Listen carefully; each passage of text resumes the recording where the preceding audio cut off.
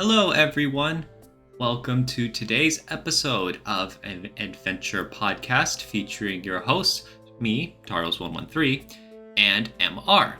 Today's episode will continue off where we left off from last time, from my iceberg.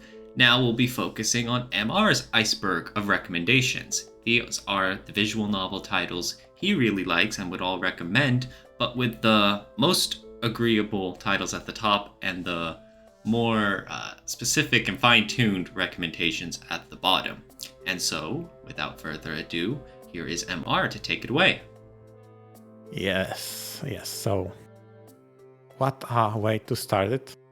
Because let's start Maitetsu. So, just a quick rundown. Game takes place in a setting that is close enough to our world that we can relate to the technology, yet introduce just enough new concepts to make it seem somewhat of a near future, alternative universe, or even, dare I say, sci-fi. This is a world in which transportation has been completely dominated by aviation technology. And by that, I mean a personal units to fly around. Not dissimilar to how currently we have an outbreak of electronic scooters. But the main point of Maitetsu revolves around trains. More specifically, a dusty and abandoned rail lord found by the protagonist. With rail lords are humanoid modules manufactured as an assistance of sorts in driving rail cars. Think about them like artificial humans, that kind of anime trope, right? Between Protag's distrust of current flying machines, growing interest in trains and their place as an obsolete legacy technology in the world, the story of Maitetsu begins. Well, maybe I should say it outright on the start. I came for the controversy. Because with this title in particular, there was a lot of things going around. It had problems with censorship. It had problems with cut content and alterations on different platforms. Weird release issues. I think I remember Faku picked that game up, but then had some delays, some weirdly placed files that wasn't part of the deal and people had to patch them out themselves. So a lot of, I wouldn't say negative per se, but a lot of troublesome topics of that titles actually lured me in because I was trying to figure out what's all the fuss about. And in some vein, I wonder what went wrong. Was it the depiction, the anime aesthetic, the Steam newfound regulations? I don't know. There were so many things going wrong with the release of the title. I just wanted to experience what's the fuss about. Saying all that, aiming for the controversy, I stayed for the trains. And let me tell you why. The depth of knowledge, the expansive and at times ridiculously well structured lexicon. It's the encyclopedia that is there was just fantastic. And maybe I'm just weak to anime aesthetic talking about regular things, but I found it so compelling to read all about trains that were presented in such a manner and incorporated in such a great way to the story. Even though some of those elements were futuristic and fantastical, most notably creating miniatured human to help you guide the trains. I mean, correct me if I'm wrong, I don't think that happened in the real world. No. Much to my disappointment. But they told it in such a cool way. They created such an interesting world in which they accommodated the aviation technology and all the factories that came with it. They had their place in the world, and one of the main driving force for this title is whether or not a small village with their old ways would be open to for the construction of a new factory for more personalized aircraft. And obviously that's a big development in a city. How about the traditional way? What will happen with the rivers, because factories often pollute those kind of issues? What about tourist attractions? We have some, and then we come to the historical trains that were in this region, especially the steam ones. That's the main one, Hachiroku train, that Protak tries the best as he can to learn more about, to restore, and to guide to its place in a prosperity as a tourist attraction that guides interest. So part of the conflict in the story is that they're at a crossroads between whether to accept the new technology of these planes or to stick with their old traditional ways of the train. Is it something like that? Yes. I mean, you kind of simplified it, but that is one of the driving forces, I would definitely say. And since this is a multi-ending VN with many different routes, depending on the route itself, it guides a different solution of how to incorporate trains in a current environment. So, And obviously this story, the VN, takes the side of trains. Yes. Yes. Yeah, I mean, it's, as you can imagine, it's the most compelling to side with the underdog in such stories. Definitely. Right? So, yeah, and again, like I briefly mentioned, there is an inherent distrust by protagonist to the aviation technology, so he already has a bias against that one. So given alternative, he wants to learn more about that. Okay. And speaking about learning more about trains, it's Maitetsu is pretty infamous for really getting hard into the train terminologies and definitions and learning all about the whole system, right? Yeah, oh god. If you ever had a feeling going to a Wikipedia, seeing an article you wanted to learn more about, but then you stumble upon a word or maybe a definition you don't really know about, so you click it to learn more. Okay, so you jump into another article, you read some more. Oh, there's another link. Okay, I don't really understand. Okay, let's click it. This is exactly the case here.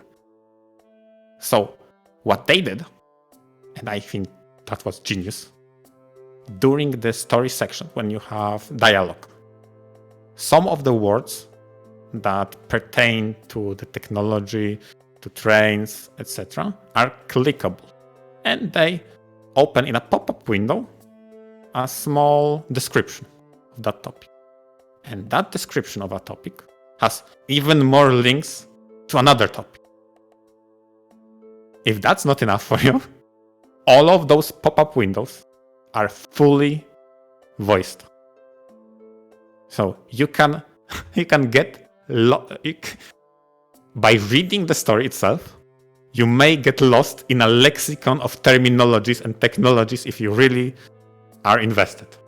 And boy, oh boy, I was. Sometimes it felt like a tangent, learning about how the gears operate and how a driver makes brakes, how that relates to the railway. That's okay, so you click one. Okay, railways. How's that constructed? How's the brakes? Okay, you learn about the systems. Okay, that's interesting. But what about this specific specific electronic train that relates to all of that. So okay, this is different from Steam machines. And then you click on the Steam trains. And then many tangents after that, you realized, wait a moment, there's a story. You got stuck so much on the Wikipedia part, exploring all the ins and outs of how those trains functions. What does it mean to drive one? How do you signal other trains that you're passing? Maybe you're braking. Maybe you need to change roads. How do you turn around? If you have a single railroad, right? Then you go back and forth. Okay, so you'd have to switch sides. So you learn about the triangle that is used to switch the direction. All of that. And some of that I even remember to today. How the steam locomotive operates and how the reversing gear is used to reverse the tractions. And that was all compelling. So yeah, you definitely learned a bunch along the way too. True. Because it's one thing when VNs about a niche subject matter try to spend long segments info dumping you about the technical specifications and all the dry engineering details. And they always do this in a way that's usually boring. But for Maitetsu, you mentioned with they have this whole encyclopedia within where you can look up the terms and it's actually engaging and you remember it? Is that right? Yes. Wow, that's impressive. Not perfectly, but some of it. Some of it's still sticking with you today. That's crazy. Like, what's the... Oh my god. I don't want to butcher it because the train otaku will butcher me. Oh no. But grovel, and what's its purpose for the trains? You cannot just pour any sand on tracks. What the hell? It has to be specific, that kind of material. It has a purpose. Now, please don't ask me what the purpose is because I don't want to be on the spot and misrepresent that. But there was the explanation. Why that and not the other? How do you shovel coal to the steam engine? Why you shouldn't have too little or too many of it, but in a specific burst of coal. Why is that important? And how, if story develops in that way, how's that engine different from electronic rail car that does not have a combustion engine? So yeah, all of those were very descriptive, very engaging. But I think what's the biggest difference in what you proposed, so meaning titles which info dump you of a topic, they were confident that they are not necessary to understand, but if you're curious enough, you can click and learn. Whereas I have a feeling in a lot of VNs, when technology is crucial, they will info dump you. Because if you don't know it, you won't get it, right? But in Maitetsu, it's not. No. If you don't care it, read it as a story. But if you really, really want all the details, indulge. So I think their confidence speaks volumes through that encyclopedia. And need I point out for those who listen in to just briefly look at the screenshots I provided. Because I cannot describe how gorgeous that game is. The way they portrayed head bobbing, turning around body. Even the act of bowing itself is animated.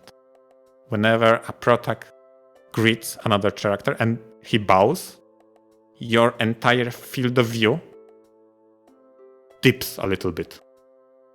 And other characters that are accompany you, and if they have displayed, let's say, head icon, their also head icon lowers for a moment because they are that attentive to detail, and it shows. The animation is spectacular. I mean, sometimes it's janky.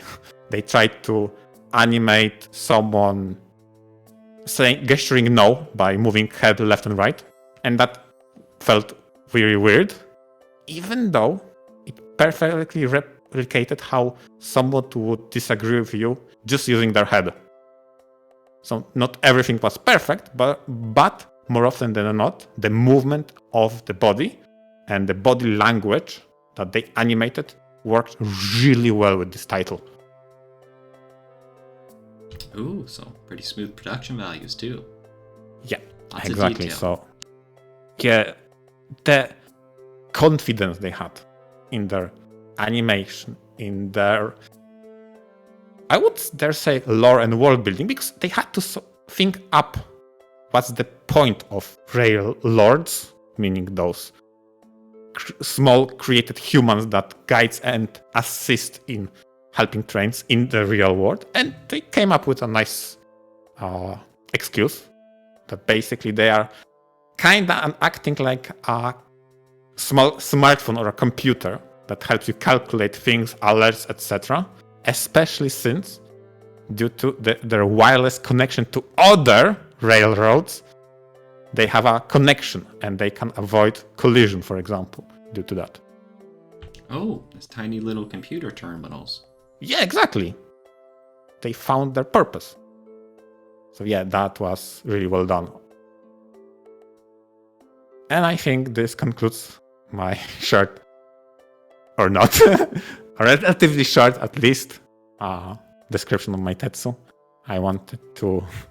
I mean, this will be a jump, okay? To contrast that with Euphoria. Oh boy. If there ever was a title more requested for me to talk about, be it in person or on private messages, I got asked about Euphoria probably the most out of my iceberg. So here it is. Let me just quickly describe it. The game begins when the group of high schoolers and their teacher wakes up in an unfamiliar place, deep in a strange laboratory, with an enigmatic game master relating messages to the contestant via pulsating monitors. Well, that's pretty much the setup. I heard many things coming into that VM, that it's not for the faint of heart. Well, considered me sickened but curious. The basic premise is very similar to a series of horror movies, most notably The Cube, where for unknown reasons, participants are thrown in a gruesome puzzle or labyrinth and they need to escape. The horror movies in question, The Cube series, end when those participants either all perish or escape the machinations of that awful place. And this specific point is what makes Euphoria different. And slight spoiler ahead. I mean, just very slight. It follows the same pattern, meaning at some point they will escape. Instead of the ending, this is when Euphoria truly begins. I can easily describe in words how utterly terrifying the exploration of a human psyche is in that title. It's downright ghastly. Yet, I do believe they could not give this game a better suiting title. What a ride it was.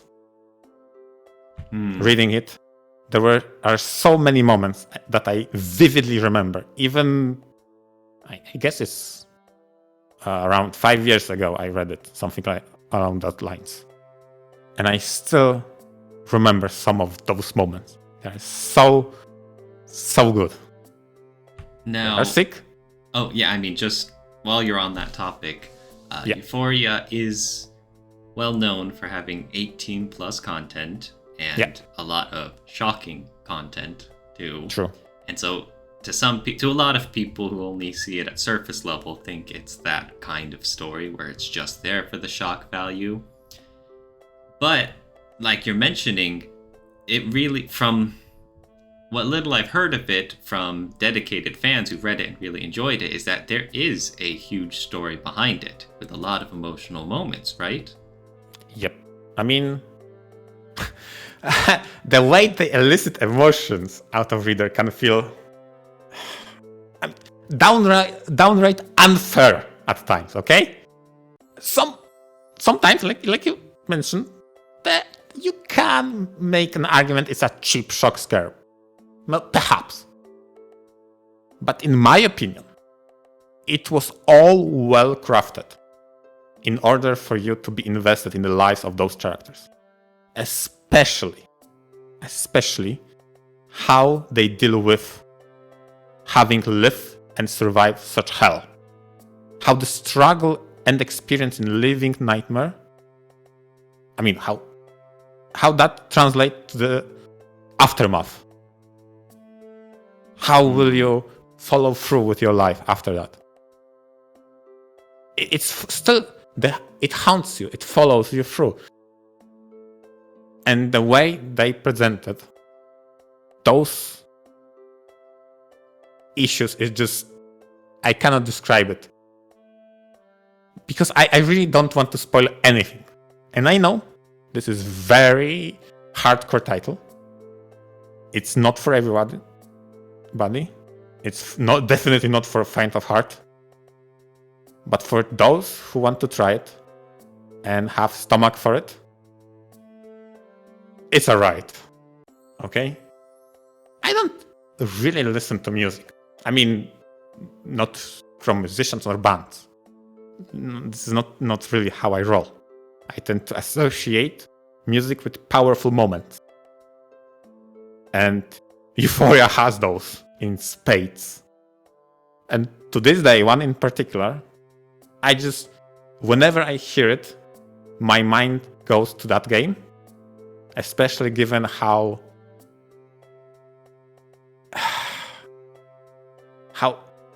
well crafted that moment was. And to this day, I can't believe it's a lullaby that was so downright heart-wrenchingly beautiful. It what it achieved. Like, I really would like to go into more details, but for those who still not tried it and are on the fence, yet believe they can stomach that kind of a gruesome story, I recommend cautiously. Wow. Because it could haunt you for some weeks to come. Even after reading it, you might contemplate on what transpired and what they really want to convey. Mm-hmm. So, I mean, you do have it on your iceberg, so you are recommending it, and it's something that really affected you, right? True. In a good way. Yeah. I mean, what it truly opened my eyes to is how hard it is to create story about psyche. How that, especially being in movies, maybe in anime, the lack of inner monologue, the thinking part, is such a letdown. It's just detracts so much out of what happens in the brain. And VNs are the best medium, I guess, to showcase that. The combination of text written, the music that accompany powerful moments, and thoughts presented, just it's a very powerful mixture.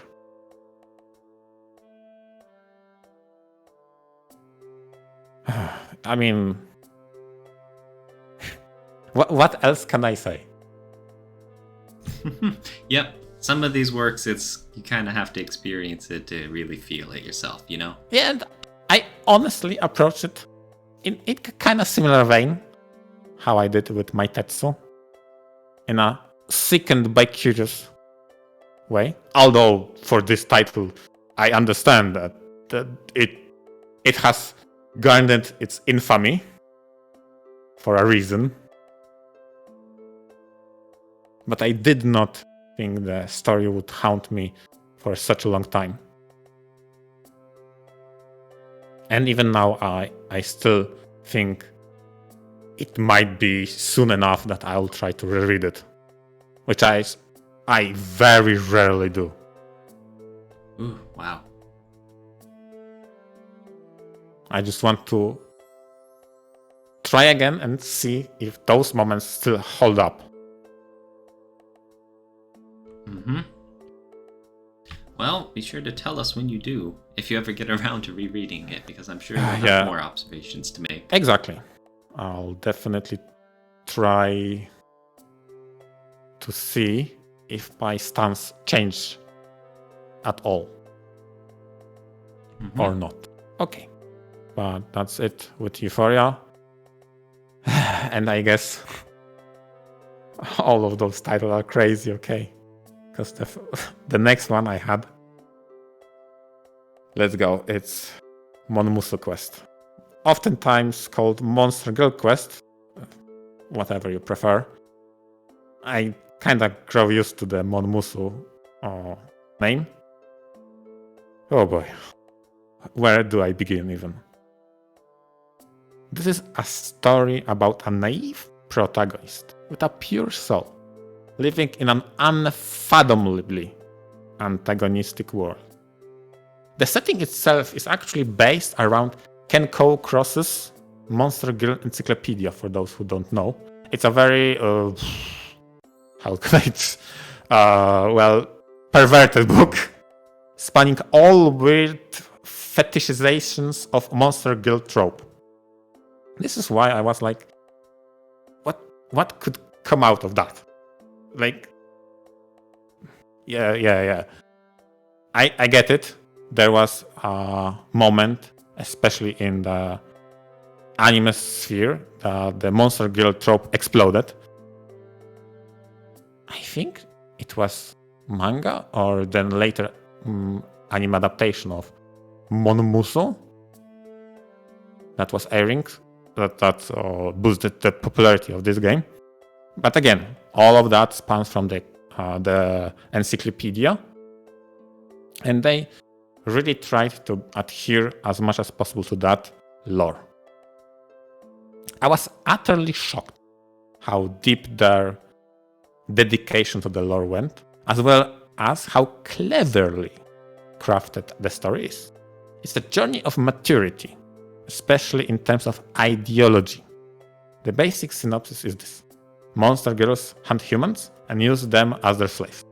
And they are indescribably more powerful than humans.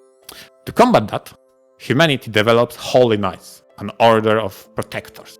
But even the best of these pale in comparison to the strong monsters. The ideal of what Protac aims for, peaceful coexistence, is a naive concept that over the course of his journey will become more and more realistic and refined the more he encounters people, humans and monsters alike, that live in this world. He will come to face all kinds of problems, from the predatory nature of some species of monsters. Like, what's the solution for an intelligent life form that has to hunt another intelligent life form in a... and I mean that as they have to hunt and kill to survive. So you cannot ask that kind of species that is based around some animal, I don't remember which one, to stop killing other intelligent life forms, because it's basically saying them to die themselves. There is no alternative for them. So, is that peaceful? Are they not suitable for existence even? Like, those are hard questions.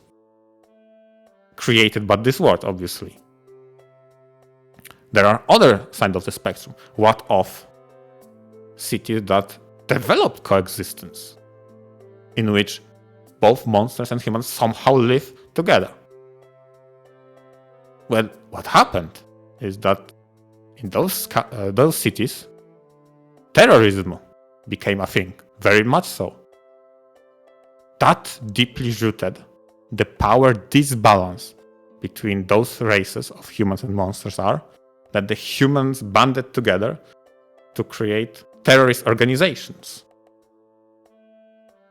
To keep a pretense of power, I guess, or keep monsters in check. It's so detailed and so thought out. It definitely does not suit the, it's just for the tits kind of title.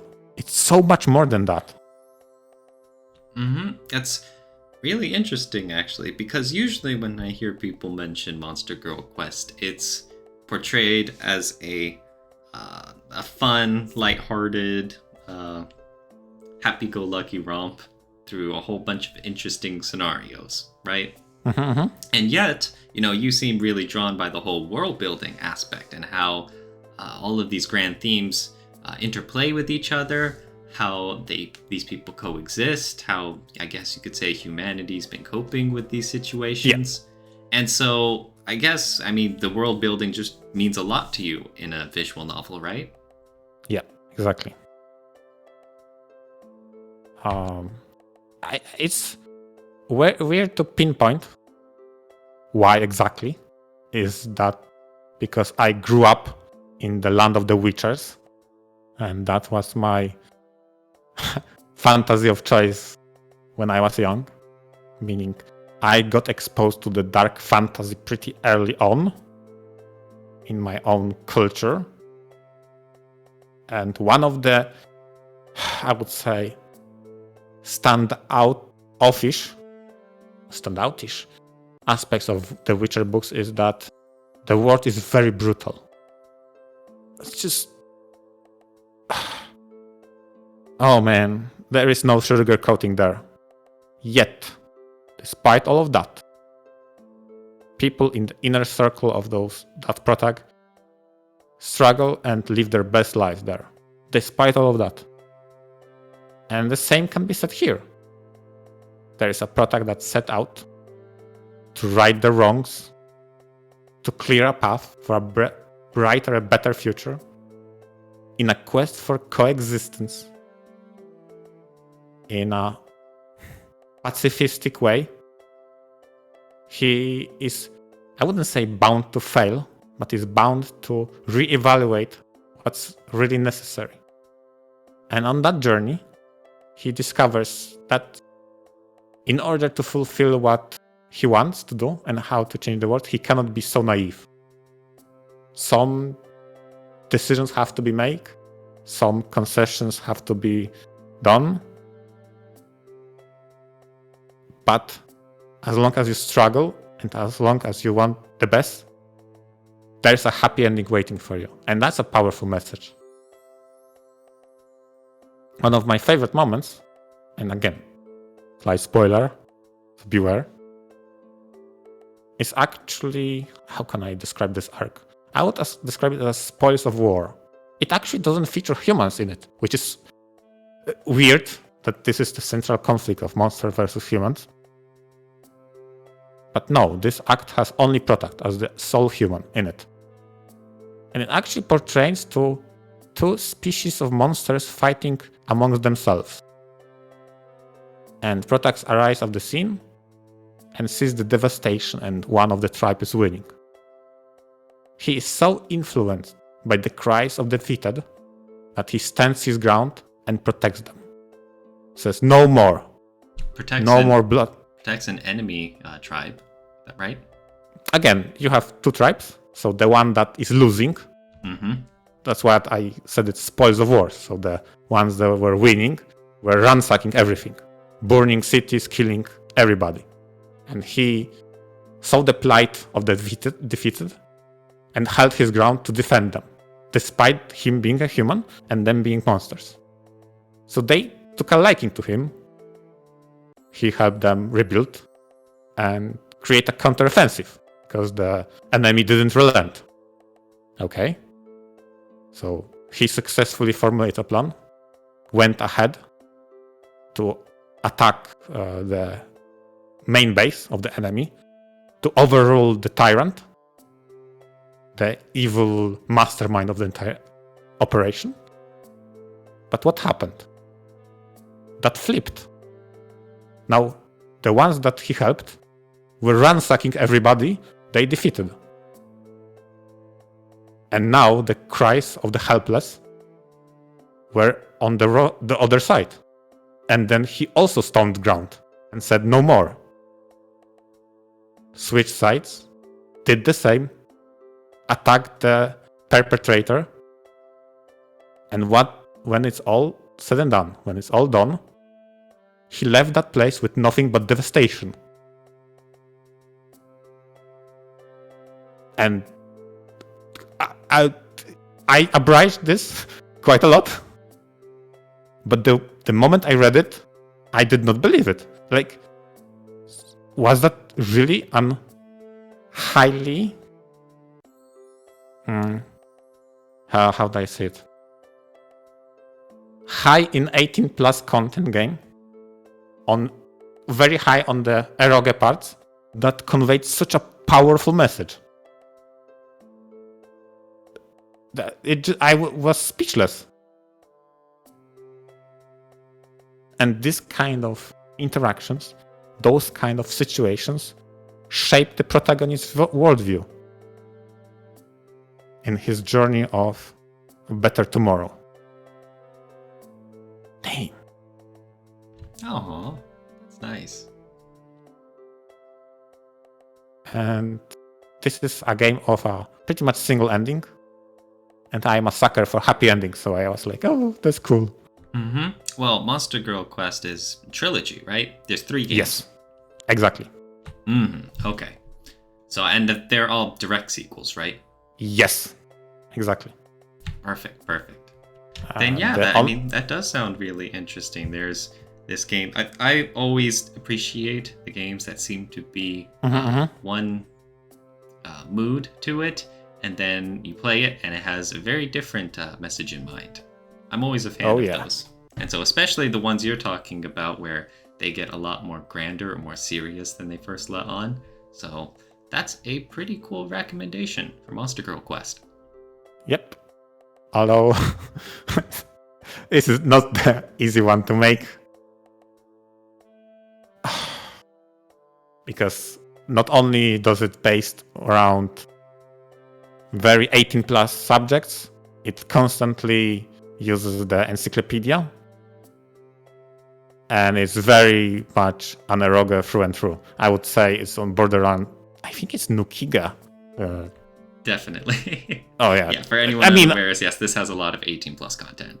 Yeah. I'm just thinking in my head the definitions. I guess this is definitely so much on that side.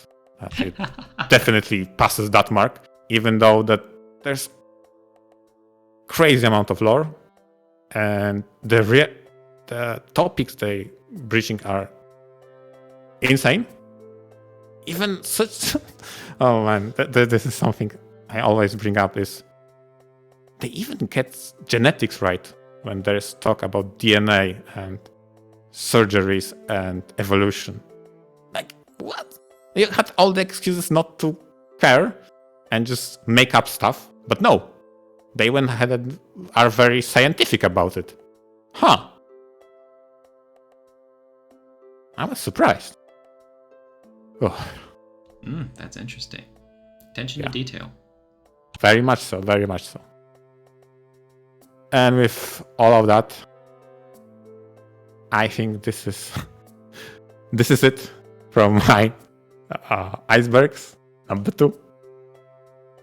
I want to thank you, every listener, for listening in on our podcast. Hopefully, those were interesting enough to listen. Maybe for some of you to try. But beware, we're pretty deep in our icebergs. We have some titles to talk for the finale, for the episode 3. And I promise, I'll be even edgier. Oh dear. But yes, I mean, we definitely haven't covered everything on our icebergs yet. So hopefully all of you wonderful listeners enjoyed hearing about some of our favorite titles and why we recommend them as we do. So please look forward to us revisiting these again in the future.